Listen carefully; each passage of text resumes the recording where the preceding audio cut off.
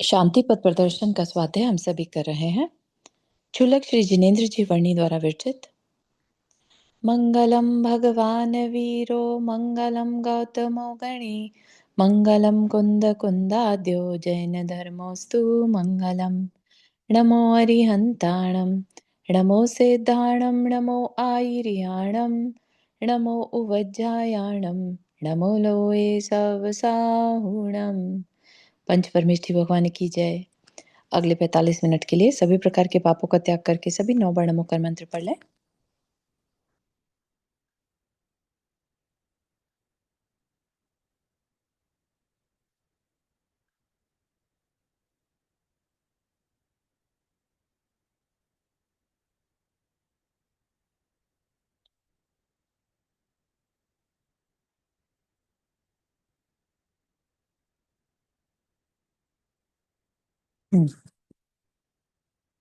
तो हमारा जो विषय चल रहा है, हालांकि वो रिकॉर्डिंग डिलीट हो मतलब नहीं मिलेगी अभी लास्ट टाइम वाली। तो हम क्या देख रहे थे, हमारा साधना खंड शुरू हुआ है, ठीक है। उससे पहले हमने जाना, सिर्फ जाना कि जैन धर्म वास्तव में है क्या और क्या कहता है और हमारा गोल क्या है, हम कौन है, ये सारी बातें की, फिलॉसफी की बातें जिसे कहते हैं ना, हमने वो फिलॉसफी की बातें की, ठीक। अब जब फिलॉसफी की बातें कर ली हमने हमने जान लिया हमारा उद्देश्य क्या है, हम कौन है, तो अभी हम क्या करें, राइट। तो हमें कुछ करना है, हम खाली तो नहीं बैठ सकते, हम तो हाथ पे हाथ रखकर हम कुछ ऐसा कोई योग निरोध करके बैठ जाए और अभी हमें ना सांस लेनी ना खाना खाना, कुछ ऐसा इस लेवल पे तो हम नहीं पहुंचे। तो हमें कुछ तो करना होगा, राइट। और स्पेशली उस गोल तक पहुंचने के लिए हमें कुछ रास्ते बताए गए हैं, हमारे लिए क्या आवश्यक है, क्या नहीं, क्या करना जरूरी है, अनिवार्य है उस तक पहुंचने के लिए। तो उसको क्या कहा, साधना, ठीक है। साध्यति इति साधना, जिसको साधा जाए वो साधना, ठीक। तो हमें अपनी अंतरंग और बाह्य दोनों को साधना है, वाय अंतरंग और वाय बाह्य, Hey Google, ठीक है। turn on all the living room lights. Please keep mute पर रखते हैं इसे।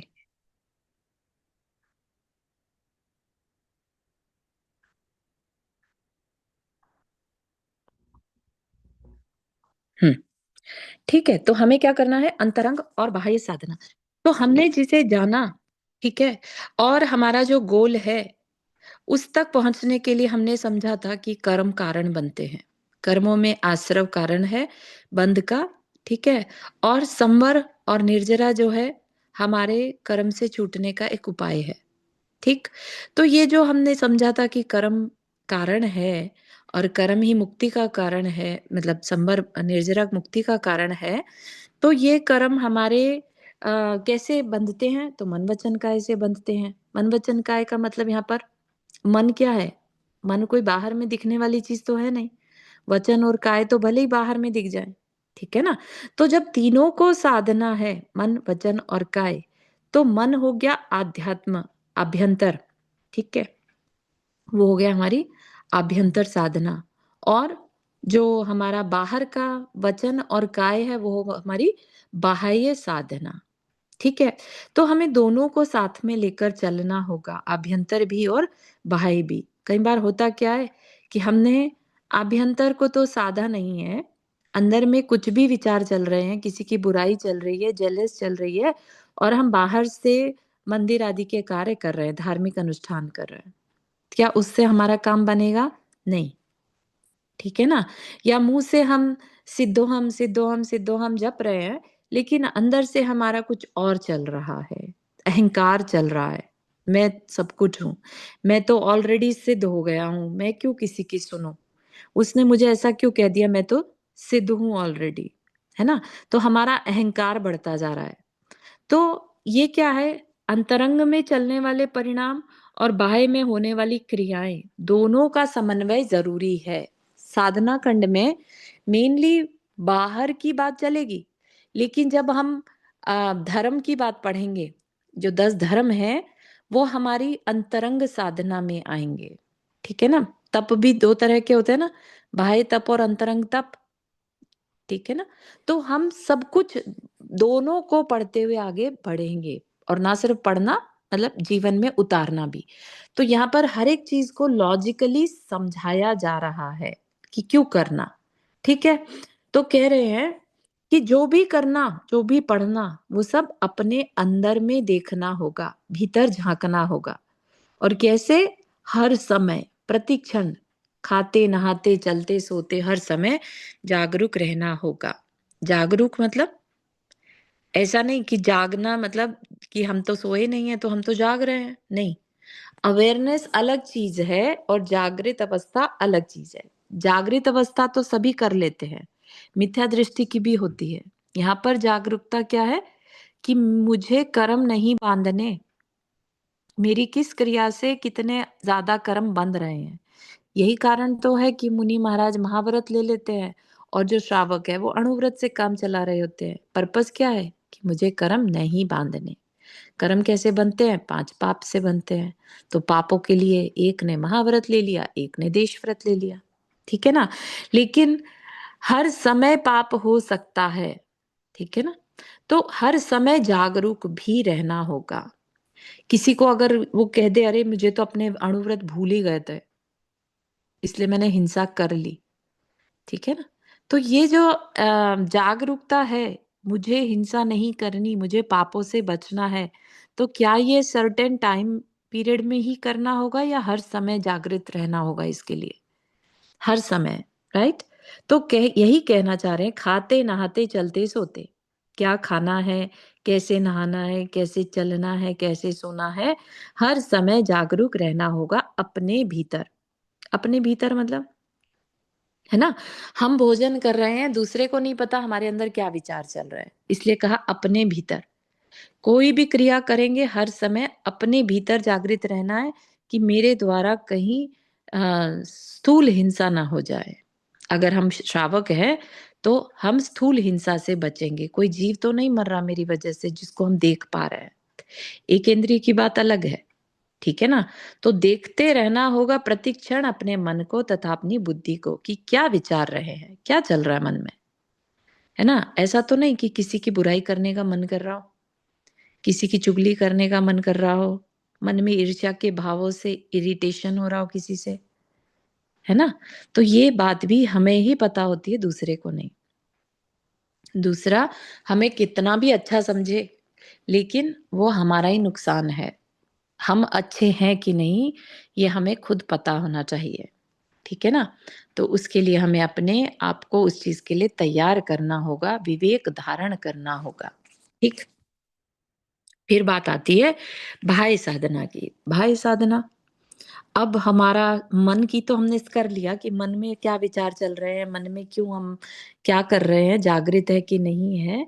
लेकिन बाहर में जो हमारी काया और वचन चल रहा है, उसका क्या करें? उसको भी हमें साधना होगा, है ना? ताकि हमारी काया और शरीर से, हमारे वचन और शरीर से बहुत पाप ना हो जाए, ठीक है? तो बाह्य साधना, इतना ही नहीं और भी कुछ बहुत कुछ करना होगा इस स्व अध्ययन के अतिरिक्त। अपने मन, बुद्धि तथा इंद्रियों की बहिर्मुखी वृत्तियों का निरोध करके उन्हें अंतर्मुखी करने के लिए क्या करना? बाह्य बहिर्मुखी वृत्ति क्या हुई? सिर्फ मुँह से बोलना, ठीक है? बहिर्मुखी, बहिर्मुखी का मतलब समझ में आ रहा है ना? कि अंतर्मुखी हो गया अंतरंग में जो चल रहा है और बहिर्मुखी हो गया जो बाहर से देखने में आ रहा है, ठीक है? तो कई बार हम लेट से मुँह से कुछ भी बोलते रहें, यहाँ पर क्या एग्ज़ाम्पल दिया, हम शास्त्र पढ़ ले रहे हैं, है ना? अथवा सिद्धोहम, पूर्णोहम राग अलाप रहे हैं, तो इससे क्या हमारे अंदर विशुद्धि बढ़ जाएगी? विशुद्धि मतलब होता है राग में कमी आना, ठीक है ना? राग द्वेष में कमी आना, मोह में कमी आने से हमारी विशुद्धि बढ़ती है। हमारे परिणाम में विशुद्धि आती है। हम अच्छे परिणाम कर पाते हैं। शुभ परिणाम करना ही क्या है? विशुद्धि। ठीक है? अब हम बाहर से तो बोलते जा रहे हैं सिद्धोहम, पूर्णोहम, हम शास्त्र की बड़ी-बड़ी बातें कर पा रहे हैं, लेकिन हमारे अंदर विशुद्धि नहीं आ रही है हमारे अंदर, क्योंकि अहंकार बढ़ रहा है। ज्ञान का फल दो तरह से देखने में आता है। कैसे? एक तो ज्ञान बढ़ने के बाद अगर अहंकार बढ़ जाए तो वह दुख का कारण है, और एक ज्ञान बढ़ने से अगर विनय आ जाए तो वह सुख का कारण है। ठीक है, ज्ञान ज्ञान है अपनी जगह, लेकिन हमने क्योंकि ध्यान नहीं दिया उस ज्ञान के अर्जन पर, हमने ध्यान नहीं दिया अपने परिणामों पर। हमने ज्ञान हासिल करा क्यों था? अगर हमने लोकेशना के लिए, नाम के लिए, दूसरे को नीचा दिखाने के लिए ज्ञान को हासिल किया था, तो आज की डेट में हमारे अंदर क्या बढ़ रहा है? अहंकार बढ़ रहा है। भले ही वो किसी को देखने में ना आए, भले ही दूसरा आपको ज्ञानी ही कहता रहे, ठीक है ना? तो उस अहंकार के बढ़ने से, अहंकार क्या है, किसका पार्ट है? मोहनीय कर्म का। ठीक है, तो वो तीव्र मोहनीय कर्म का बंद कराता है। तो नुकसान किसका होगा? जो अहंकार कर रहा है। ठीक है, तो हम अपना ही नुकसान कर लेते हैं। भले ही हमने ज्ञान अर्जन किया, सामने वाले को लग रहा है अरे ये तो सारे दिन शास्त्र अध्ययन करता है, इसका तो पता नहीं क्या ही बढ़िया चलता होगा, है ना? लेकिन जो कर रहा है उसके अंदर क्या परिणाम चल रहे हैं उस पर मैटर करता है। और एक है जिसके अंदर विनय बढ़ रही है, वो कहता है कि मैंने जितना पढ़ा वो तो कुछ भी नहीं है, क्योंकि आज समुद्र के समान जो शास्त्र हो सकता था, नॉलेज हो सकती थी, उसका एक बूंद अवेलेबल है। तो उस बूंद में से मैंने कितना ग्रहण किया अभी तक, तो आप अनुमान लगा सकते हैं। तो हम किस बात पर अपना अहंकार करें, है ना? सिर्फ अज्ञानी लोगों के सामने अपने को ज्ञानी समझकर और हम अहंकार कर लें, तो इससे बड़ी बेवकूफी कोई नहीं होगी। राइट? इतना जानने को है, केवल ज्ञान जिसे कहते हैं अनंत ज्ञान। ज्ञान अनंत है, ठीक है ना? और हम जरा सी नॉलेज, कुछ गिनती के उंगली पर गिने जा सकने वाले शास्त्रों को पढ़ने के बाद अगर अपने अंदर ये ले आए कि हम तो बहुत ज्ञानी हैं, अब हम सब हमारी रिस्पेक्ट करें, ठीक है ना? रिस्पेक्ट तो हम, अगर हमने सच में समझा है ज्ञानी है, तो पता होगा कि रिस्पेक्ट मिलना तो यश कीर्ति कर्म के उदय से होता है ना? हमारे आ, हम जो चाह रहे हैं और वो चीज हो जाए, वो सातावेदनीय कर्म के उदय से होता है, ठीक है ना? तो हमें करना क्या, हमें तो सिर्फ ज्ञान अर्जन करना अपने अंदर झांकने के लिए। हम क्या है, कौन है, हमें क्या करना है ना? ये चीज पर अगर हमारा चिंतन हर समय चल रहा है तो वो ज्ञान हमारे सुख का कारण बन जाएगा, ठीक है? तो हमारे अंदर विशुद्धि बढ़ रही है कि नहीं, ये चीज हमें ज्यादा फोकस रखना है। विशुद्धि मतलब हम दूसरे तरीके से भी देख सकते हैं कि ज्ञान बढ़ने के साथ साथ शांति बढ़ रही है कि नहीं, है ना? राग कम होगा तो शांत अपने आप अच्छा लगेगा। तो हमारे अंदर शांति बढ़ रही है कि नहीं, ये भी हमारी विशुद्धि बढ़ने का कारण बनता है ना? अब हमारा मन करेगा चलो छोड़ो, वो ऐसे कुछ, कोई भी कुछ कह के चला जाए तुम्हें, और तुम्हारा मन करे चलो छोड़ो, मुझे क्या करना, ये तो लाइफ टेम्परेरी है ना? तो क्या हो गया, आप वास्तविक ज्ञानी हो गए। जो ज्ञान आपके लाइफ में काम आ रहा है वो वास्तविक ज्ञान है, ठीक है ना? तो विशुद्ध होने की तो बात नहीं, अभिमान परिपुष्ट होते रहने से और भी अधिक अशुद्ध हो जाते हैं ये, और भी अधिक बहिर्मुख हो जाते हैं ये, और भी अधिक भ्रांत हो जाते हैं ये। क्यों? क्योंकि लोक प्रशंसा के कारण जो उल्लास अंदर में आ गया था, उसे क्या समझ लिया, अरे वाह हम तो कितना शांत हैं, क्योंकि लोग वाहवाही कर रहे हैं तो अच्छा लग रहा है। कानों में, कानों के लिए इंद्रिय विषय जो है वो मिल रहा है, देखने में बहुत सारे फॉलोअर्स दिख रहे हैं तो अच्छा लग रहा है, और हम क्या मान रहे हैं, हम तो बहुत शांत हैं, है ना? तो ये क्या है, ये शांति कैसी थी? अनुकूलता होने से जो शांति मिल रही थी, हमने उसे ही समता समझ लिया। परीक्षा करने का अवसर मिले तो पता चले, कि प्रशंसा की बजाय निंदा मिले तो पता चले, प्रशंसकों की भीड़ धीरे धीरे खिसक कर समाप्त हो जाए तो पता चले, अनुकूलता की बजाय प्रतिकूलता मिले तो पता चले कि कितनी शांति है इनमें और कितनी समता है इनमें। संभवतः अपनी पूर्व वाली भूमि से भी कुछ नीचे गिर गए हैं। जब नॉलेज नहीं थी तो शायद ज्यादा विशुद्धि थी। विशुद्धि मतलब शांत परिणाम थे, है ना? लेकिन अब क्योंकि ज्ञान बढ़ने से अहंकार बढ़ गया तो संक्लेश भी बढ़ गया कि मुझे इतने लोग तो पूछे सही, मुझे इतना लोग माने, है ना? छोड़ इन असत भ्रांतियों को और पढ़ अपने हृदय की गहराइयों में जाकर कि कहीं सत्य का स्वांग धरकर कोई असत्य तो नहीं घुस बैठा है तेरे घर में। घर मतलब अपने अंदर में, हृदय में, है ना? लड़ना होगा इन महाविघ्नों के साथ पूरी तरह और आज ही से प्रारंभ करना होगा तुझे यह युद्ध। भले ही नवजात होने के कारण अधिक शक्ति न हो आज तुझ में, जितनी कुछ भी प्राप्त है गुरु कृपा से तुझे, उसे ही लेकर प्रारंभ कर दे युद्ध आज से ही। नवजात मतलब यहाँ पर क्या है? जिसने अभी अभी स्वाध्याय करना सीखा है, अभी अभी अपने को जाना है, उस रूप में नवजात है हम। ठीक है? तो कह रहे हैं कि भले ही नवजात होने के कारण अधिक शक्ति ना हो आज तुझ में, जितनी कुछ भी प्राप्त है गुरु कृपा से तुझे, उसे ही लेकर प्रारंभ कर दे युद्ध आज से। युद्ध मतलब, है ना? आगे बता रहे हैं, शक्तिहीन इस ग्रस्त दशा से ही भले ना कर सके मुंह दर मुंह सामना, छिप छिप कर वार करता रहे इन पर, शिवाजी की भांति। इस प्रकार क्षीण होती जाएगी इनकी शक्ति। ठीक है? इनकी किनकी? कषायों की। और बढ़ती जाएगी तेरी शक्ति। एक दिन गृहस्थ से योगी बन जाएगा तू, अति सुभट। सुभट होता है स्ट्रॉन्ग। और उस समय कर दीजिए साक्षात युद्ध की घोषणा। साक्षात मतलब सामने से, कि अब आ जाओ, कोई कर्म आ जाए मुझे फर्क नहीं पड़ता। आज क्या हो रहा है? हम कर्म से डरते हैं, क्योंकि कर्म, जब असाता कर्म का उदय आ जाए तो हम लोग सहन नहीं कर पाते हैं, है ना? दुख से बचना चाहते हैं, और जब दुख आता है ना तो वो ऐसा लगता है कि अब ये कभी जाने वाला नहीं है क्या, है ना? और इतना लंबा फील आती है कि हम हर तरह के सॉल्यूशंस के पीछे फिर भागने लगते हैं, इसको कैसे दूर करूं, कैसे दूर करूं। ठीक है ना? जब हम मुकमाटी पढ़ रहे थे तो आचार्य श्री कहते हैं कि दुख आने पर उसके प्रतिकार का मत सोचो कि मुझे इसको दूर करना है कैसे भी। नहीं, उसके उस परिस्थिति में शांत हो जाओ। ठीक है ना? तो हमें शांत होकर, हमारा क्योंकि कर्म का उदय है और ये कर्म मैंने ही बांधा है, तो मैं आज उसके प्रतिकार में क्यों विचलित हो जाऊं और अपना समय बर्बाद कर दूं। कहा सिंपली शांत हो जाओ ना। ठीक है ना? तो इसी तरीके से जब हम स्ट्रांग हो जाते हैं, ठीक है, लेट्स से हमारे पास कोई परिग्रह नहीं है। आज हम डरते किस लिए हैं? क्योंकि हमारे पास परिग्रह है और हम उसे खोना नहीं चाहते। हमारे मोह के कारण हम डरते हैं। ठीक है? तो कह रहे हैं कि जब स्ट्रांग हो जाओ। स्ट्रांग कब हो जाओगे?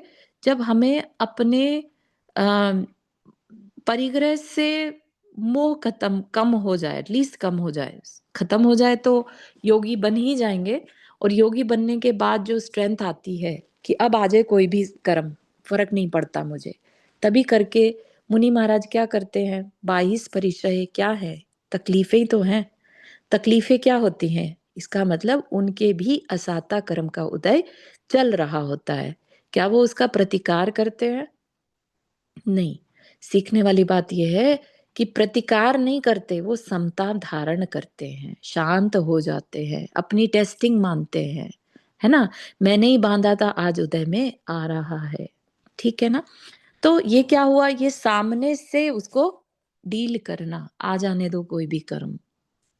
ठीक है ना? जगह बदलते रहते हैं, कोई व्यवस्था मिले नहीं मिले, सर्दी हो गर्मी हो, ये क्या है? सामने से कर्म का सामना करना, युद्ध की घोषणा, साक्षात युद्ध की घोषणा।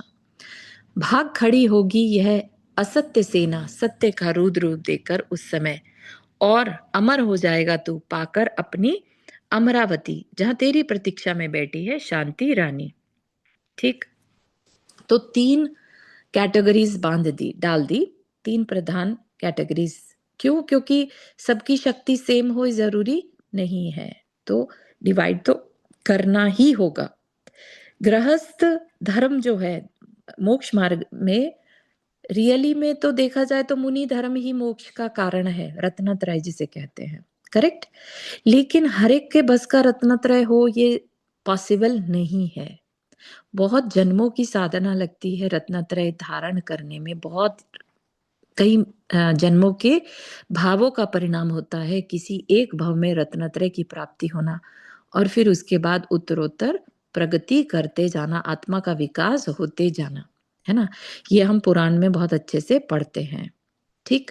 लेकिन आप देखिए कि मुनियों की संख्या कम होती है, श्रावक श्राविकाओं की उससे ज्यादा और गृहस्थों की उससे भी ज्यादा, क्योंकि हम मनुष्य जो होते हैं उन सब में राग है, ठीक है ना? राग के कारण उनसे मुनि धर्म सहन नहीं होता, पालन नहीं हो पाता।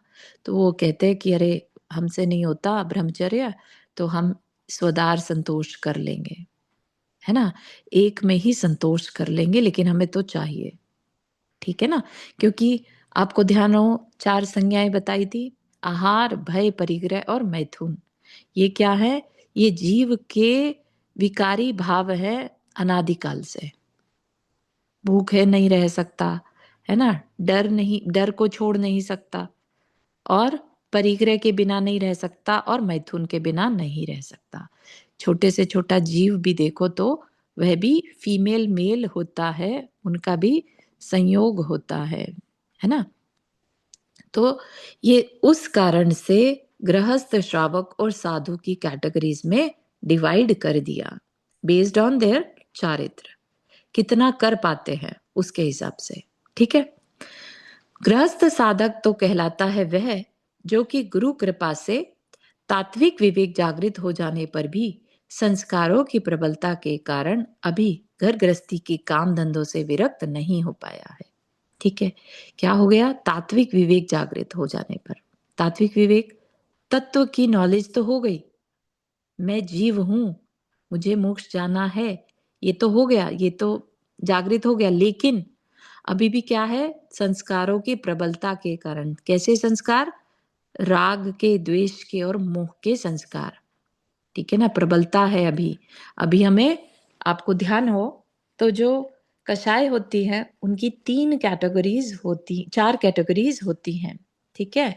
अनंतानुबंधी, अप्रत्याख्यान, प्रत्याख्यान और संज्वलन, ठीक है? तो मुनि महाराज आचार्यों को पता था कि ऐसा जो अंदर से स्ट्रेंथ नहीं बन पा रही है, उसका कारण भी क्या होता है? हमारी कषाय ही होती हैं, ठीक है? तो तत्व को तो जान लिया मैं कौन हूं, लेकिन अभी भी व्रत नियम नहीं ले पा रहा है। कारण उसमें भले ही संस्कार वर्ड कह रहे हैं, लेकिन संस्कार भी किस रूप में? कर्मों के उदय के कारण ही होते हैं। तो अप्रत्याख्यान कषाय जो होती है वो हमें अणुव्रत नहीं लेने देती, किसी ना किसी तरह से भटकाए रहेगी। अरे अभी तो जिम्मेदारियां भी, से कहाँ से तुम नियम व्रत ले सकते हो? ऐसे कैसे? और कोई नहीं तो कोई निमित्त मिल जाएगा आपको, पेरेंट्स के फोर्स हो जाएगा, बच्चे ऐसे हो जाएंगे कि नहीं, जिनके कारण आप अभी व्रत नियम नहीं ले पा रहे हैं, ठीक है ना? तो ये जो निमित्त मिल रहे हैं ये भी क्या है? हमारी ही कषायों के कारण है, संस्कार है, ठीक है?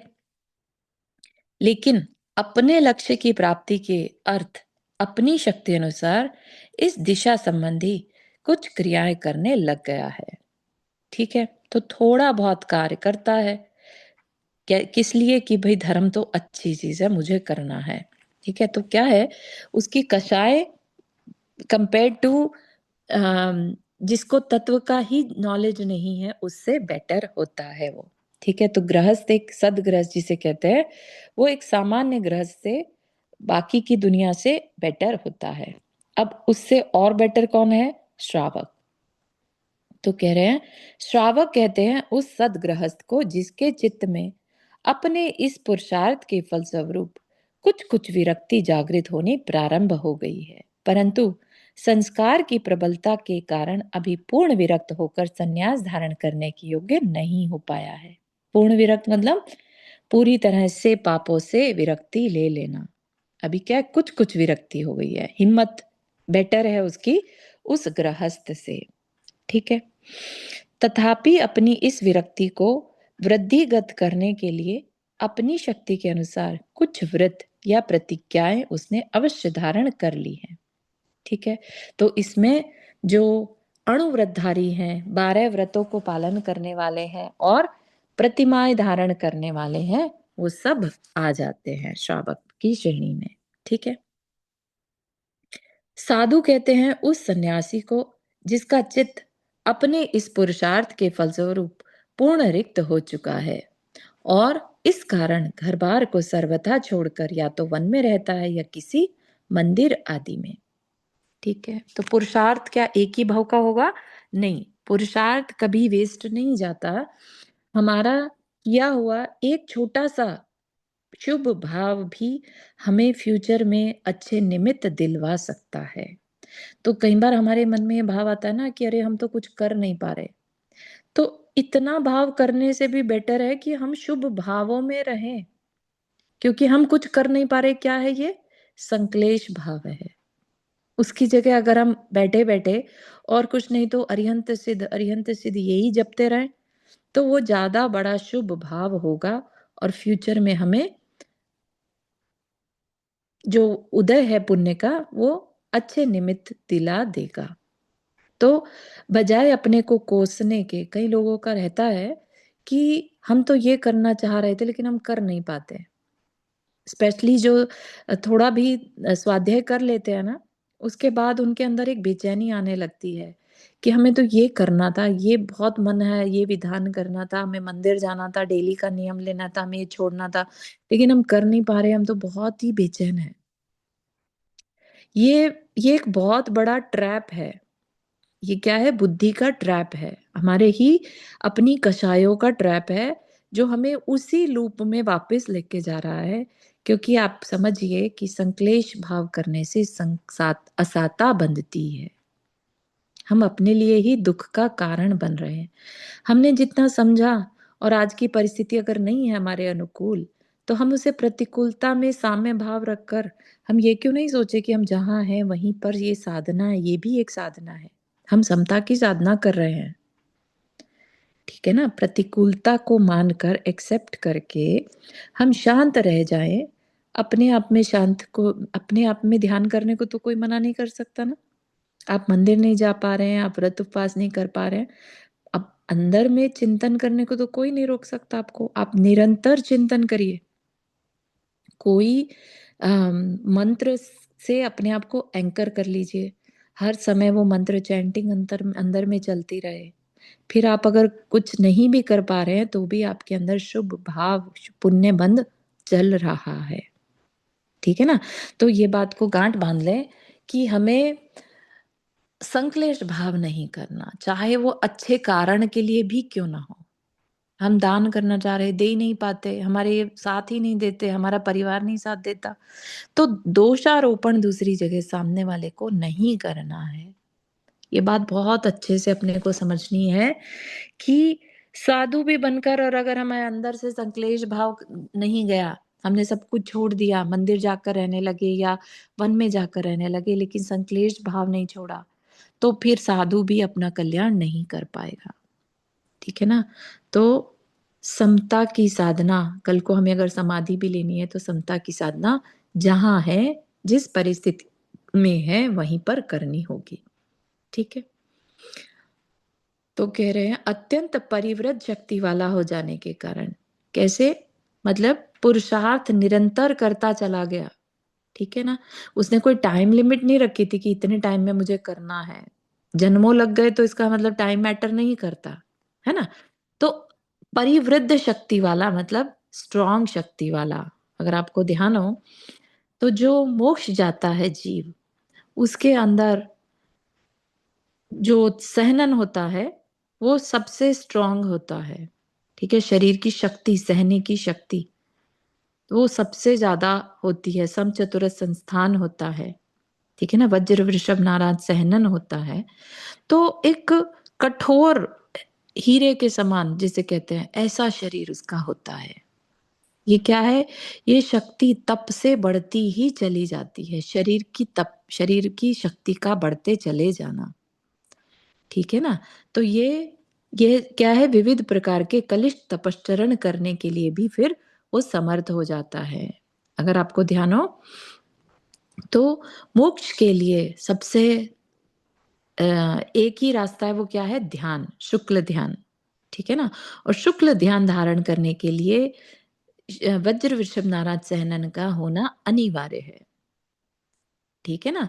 तो आप सोचिए कि आपको किस जगह पर पहुंचना है, बस आप उस पर फोकस करिए। आप जहां हैं फोकस वहां पर रखिए, ठीक है ना। तो ये चीज भावना भवनाशिनी, ये याद रखिए। शक्ति की तारतम्यता के कारण तीनों प्रकार के साधकों की क्रियाओं में भेद होना स्वाभाविक है। शक्ति हर एक की अलग अलग है, ठीक है। आश्रव तत्व रूप शुभाशुभ अपराधों का संवरण करने में सहायक होने के कारण ये सकल क्रियाएं संवर तत्व के अंतर्भूत हैं। आश्रव तत्व रूप शुभाशुभ अपराधों का, शुभ और अशुभ अपराधों का संवरण करने में, संवरण मतलब रोकने में, ठीक है ना।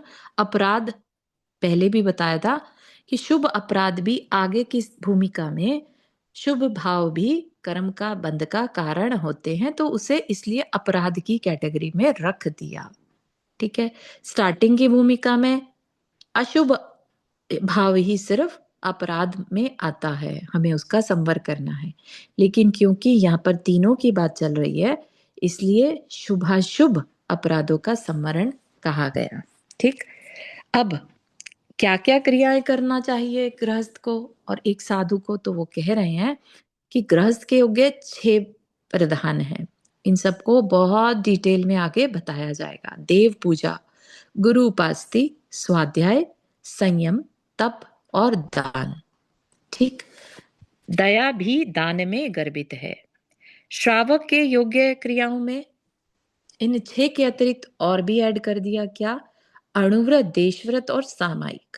अगर कोई अपने को श्रावक कहलाना चाहे तो ये 6 तो करना ही है, देव पूजा, गुरु उपासती, स्वाध्याय, संयम, तप और दान।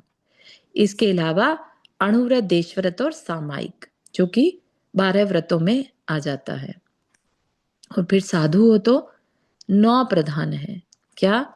महाव्रत, गुप्ती, समिति, 10 धर्म, अनुप्रेक्षा, परिचर्या, चारित्र, तप और ध्यान, ठीक है। इनको अभी अगर किसी ने लेट ज्वाइन किया है तो हो सकता है इनके मीनिंग ना पता हो, तो एक एक को आगे बहुत डिटेल में यही सब समझाया जाएगा कि कि ये क्या है। एक्सक्यूज मी।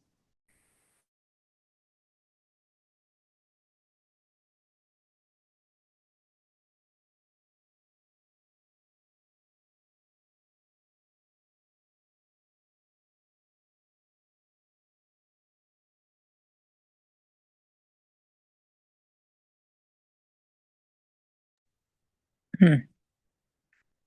तो ये क्या है और क्या क्यों करना, क्यों नहीं करना, ये सब बताया जाएगा, राइट। तो ये जो 9 क्रियाएं हैं साधु की, उसमें बाकी सब तो संवर है, लेकिन तप जो है, वो तप जो है निर्जरा तत्व के अंतर्गत आता है। तपसा निर्जरा च, तप से निर्जरा होती है। इन सब का कथन किया जाएगा आगे धीरे धीरे, परंतु इतना समझ लेना आवश्यक है यहाँ कि बड़ी सावधानी के साथ चलना है। साधक प्रायः लोक रंजना के, ख्याति लाभ, पूजा की चाह के अथवा लोकेशना के शिकार हो जाया करते हैं यहाँ आकर। एक साधक मिनट, में चाहे फिर वो एक चीज पूछ, आपने अभी जो बताया ना, इसके एक जरा सा नीचे आइए, जरा हम्म, सा नीचे। इसकी नीचे। फर्स्ट लाइन जो ऊपर जो छू गई स्वर तत्व का है, ये है ना। हम्म, ये तप मतलब अपने ना तप, जो गृहस्थ के लिए श्रावक योग क्रिया 6 हाँ जी, अतिरिक्त, हाँ जी। साधु के ये आज के पहले क्या था, श्रावक योग क्रिया अतिरिक्त सम्मिलित। हाँ, श्रावक के योग्य क्रियाओं में जो हम्म, ऊपर की 6 बताई हैं, हाँ उसके अतिरिक्त अणुव्रत, देशव्रत और सामायिक, हाँ ठीक है ना। हाँ। और ये तप के अतिरिक्त ये सकल साधना वास्तव में संवत अस्थाई वाली ये लाइन समझ में आई। तप के अतिरिक्त ये सकल साधना हाँ। वास्तव। क्या कह रहे हैं ना कि साधु के लिए 9 9 थिंग्स बताई हाँ हैं, 9 हाँ हाँ। चीजें, राइट। महाव्रत, गुप्ती, समिति, 10 धर्म, अनुप्रेक्षा, परिचर्या, चारित्र, तप और ध्यान, 9 हो गए। अब इसमें से कह रहे हैं कि तप के अतिरिक्त 9 में से तप को हटा दो, ठीक है। तप के अतिरिक्त यह सकल साधना वास्तव में संवर तत्व का विस्तार है। अगर साधु की दृष्टि से साधु कोई भी काम कर रहा है तो वो क्या कर रहा है? संवर करता है। ठीक है ना। तो संवर तत्व का विस्तार है और तप किसका है, निर्जरा तत्व के अंतर्गत। अच्छा, बाकी सब संवर के हैं। Okay, thank you. ठीक है ना। हाँ हाँ। संवर से क्या होता है, संवर से कर्म का आना रुक हम रोक जाता है। देते हैं, हाँ। और तप से क्या होता है, निर्जला हो गई पूरी। निर्जरा, यानी खत्म झड़ कर गए, कर्म देना, झड़ गए मतलब। कर्म झड़ गए, है ना। तो ये मैटर करता है, ठीक है ना। ओके। ओके, सिंपल पर थोड़ा सा कंफ्यूज लगा था। हाँ, हाँ, ठीक है ना। हाँ। तो कह रहे हैं कि आगे धीरे धीरे समझाया जाएगा, बस सावधानी के साथ चलना है। क्यों, क्योंकि कह रहे हैं कि जैसे जैसे हम बढ़ते जाते हैं तो लोकेशना नाम की चाहत बढ़ती जाती है। ये क्या है, ये एक हमारा दोष है, ठीक है ना। और ऐसा दोष है जिससे सब कुछ खत्म होने के चांसेस हैं। ऐसा हो जाने पर बड़े से बड़ा पुरुषार्थ करते हुए भी, महान से महान तप करते हुए भी, बड़े बड़े कष्ट झेलते हुए भी वास्तव में कुछ नहीं कर पाते वे। परिश्रम तथा कष्ट के अतिरिक्त कुछ भी हाथ नहीं आता उनके। कुछ हाथ आने की बात नहीं, संभवतः पहली पूंजी भी गवा बैठते हैं वो। जब बिल्कुल सामान्य से जीवन जी रहे थे, तब जितना शांति के साथ काम करते थे, समझिएगा इस बात को, एक बार किसी के अंदर लोकेशना की इच्छा आ जाए, नाम प्रसिद्धि की चाहत आ जाए, तो फिर उसके अंदर इतनी घबराहट हो जाती है या ईर्ष्या भाव आ जाते हैं कि कोई दूसरा उससे आगे नहीं निकलना चाहिए। जो पूछो मुझसे पूछो, है ना। मेरा ही बताया हुआ सही है, दूसरे को तो बताना आता ही नहीं है, वो दूसरे की बुराई करते हुए पाए जाते हैं। ठीक है ना। तो क्या हुआ, पहले जितना शांत रहते थे अब उससे ज्यादा डिस्टर्ब रहने लगे। ठीक है। तो कह रहे हैं मिथ्या प्रशंसाओं के द्वारा उदित तप अभिमान के कारण पतन हो जाता है उनका।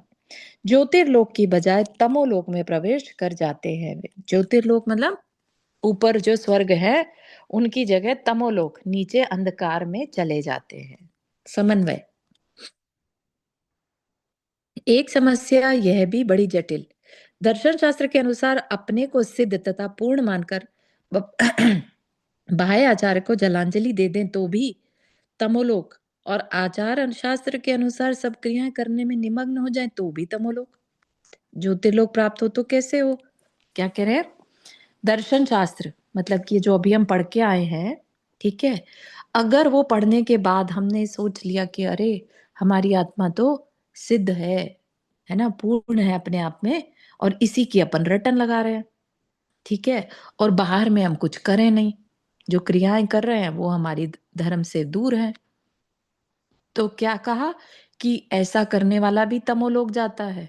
सिर्फ अपने को सिद्ध और पूर्ण मानकर और बाहर में कोई तप ना करे, कोई स्वाध्याय ना करे, है ना, दान संयम ना करे, तो भी तमोलोक होगा। और जो अपने को ना जाने और सिर्फ बाहर में सब कुछ करता रहे तो भी तमोलोक है।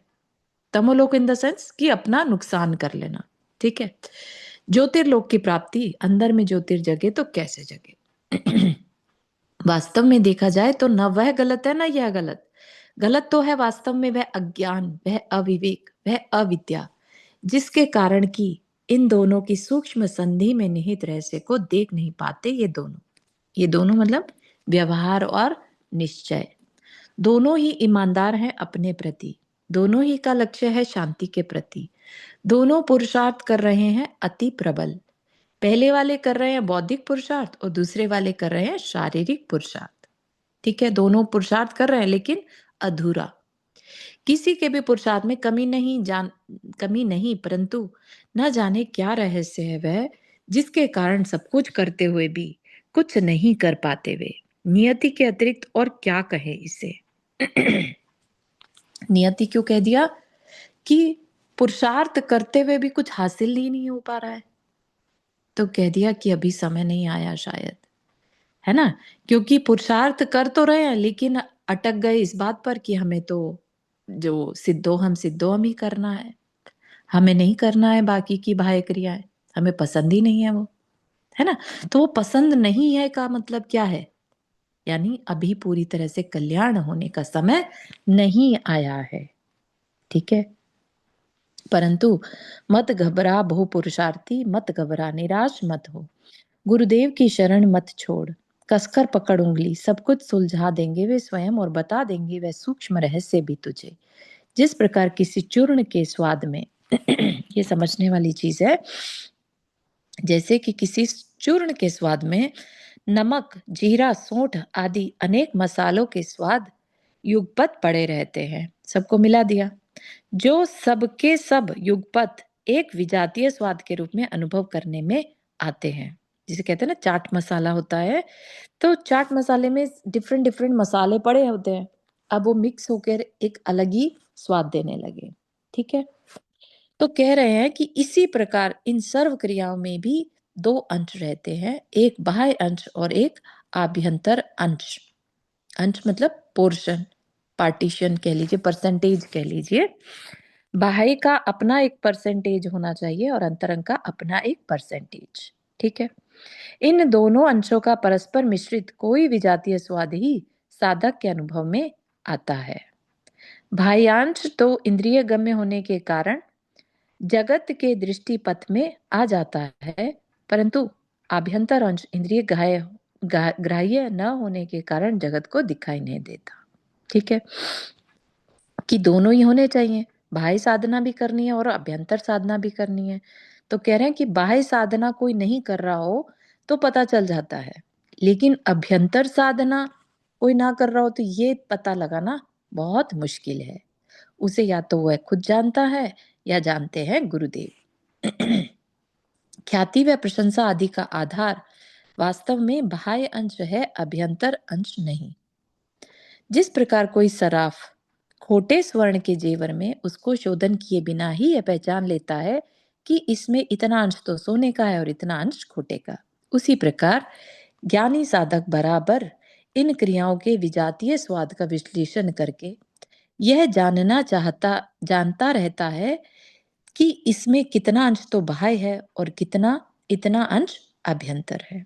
ज्ञानी साधक की बात कर रहे हैं, जो वास्तव में पूरी तरह से अंतरंग और बाह्य को साथ में लेकर चल रहा हो, तो उसे पता रहता है कि अभी मेरा कितना अंश बाह्य में कर रहा हूं और कितना अंतरंग में। ठीक है, जिस प्रकार तांबा अथवा चांदी रूप खोट का व्यावहारिक क्षेत्र में कुछ न कुछ मूल्य होते हुए भी सराफ के लिए वह बिल्कुल बेकार है, इसी प्रकार इन क्रियाओं के बाह्य अंश का प्रशंसा आदि के व्यवहारिक क्षेत्र में कुछ न कुछ मूल्य होते हुए भी साधक के लिए वह बिल्कुल बेकार है। मतलब कि क्रियाएं जो हैं, बाह्य क्रियाएं, प्रशंसा आदि, ठीक है, प्रभावना के लिए जरूरी है, लेकिन साधक के लिए वो यूजलेस है। जिस प्रकार जेवर में खोट मिलवाने की इच्छा न होते हुए भी ग्राहक को टांके आदि में प्रयुक्त खोट को स्वीकार करना पड़ता है, क्योंकि वह जानता है कि बिना उसके जेवर संभव नहीं। इसी प्रकार बाह्य क्रिया की इच्छा न होते हुए भी ज्ञानी साधक को उसे स्वीकार करना पड़ता है, क्योंकि वह जानता है कि उसका अवलंबन लिए बिना अंतरंग की क्रिया संभव नहीं। अभी सिर्फ इनका समन्वय बताया जा रहा है कि कितना करना, कैसे करना, कितना करना।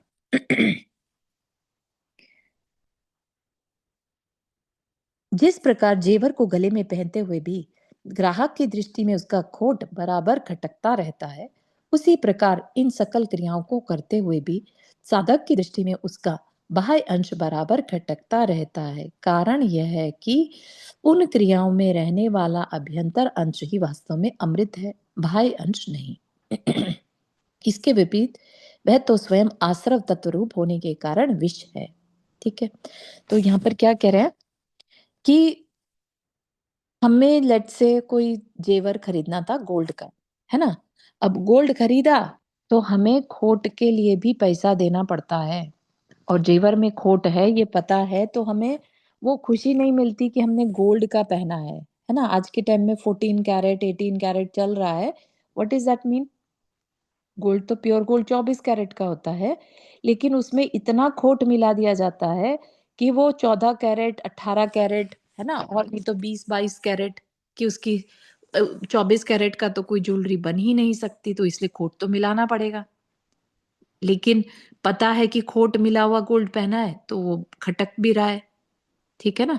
तो इसी तरह से जो साधक है उसके अंदर बाह्य जो क्रियाएं करनी पड़ती हैं उसको वो खटकती तो है, लेकिन वो उसे अनिवार्य मानता है और उसको करता रहता है। ठीक है ना। आप देखिए कि मुनि महाराज जो करते हैं गुप्ती समिति, ये सब क्या है, उन्होंने अपनी सारी एक्टिविटीज को श्रिंक कर दिया है ना।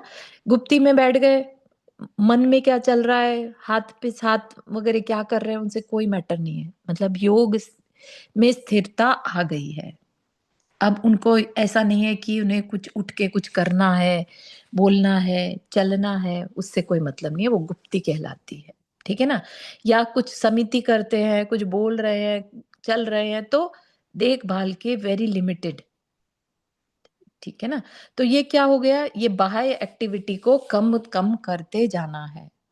लेकिन स्टार्टिंग में ही कर देंगे क्या, नहीं, स्टार्टिंग में उसका परसेंटेज लेकर चलना होगा। ठीक है ना। तो इस चीज का एक पैराग्राफ रह गया वैसे, लेकिन हम कल उसको कर सकते हैं, हमारा समय अभी का हो गया है। यहाँ तक कि किसी को कुछ पूछना है?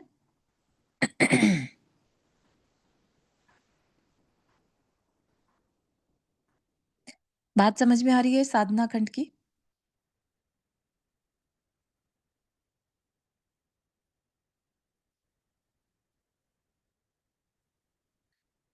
है ना। अभी यहाँ से गृहस्थ धर्म में क्या आएगा और देव पूजा क्यों करनी, और ये सारे एक एक प्रकरण शुरू हो जाएगा। तो बहुत इंटरेस्टिंग रहेगा आगे का विषय, ताकि हम जो भी कार्य करते हैं, धार्मिक क्रिया करते हैं, तो एटलीस्ट हमें पता होना चाहिए हम क्यों कर रहे हैं।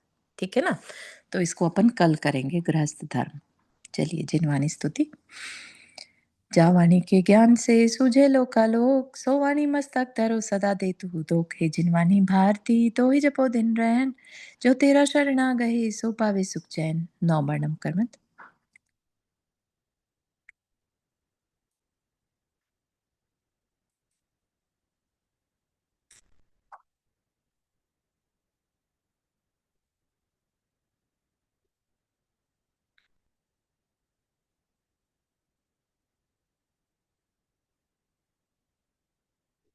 सभी को जय जिनेन्द्र। जय जिनेन्द्र। जय जिनेन्द्र।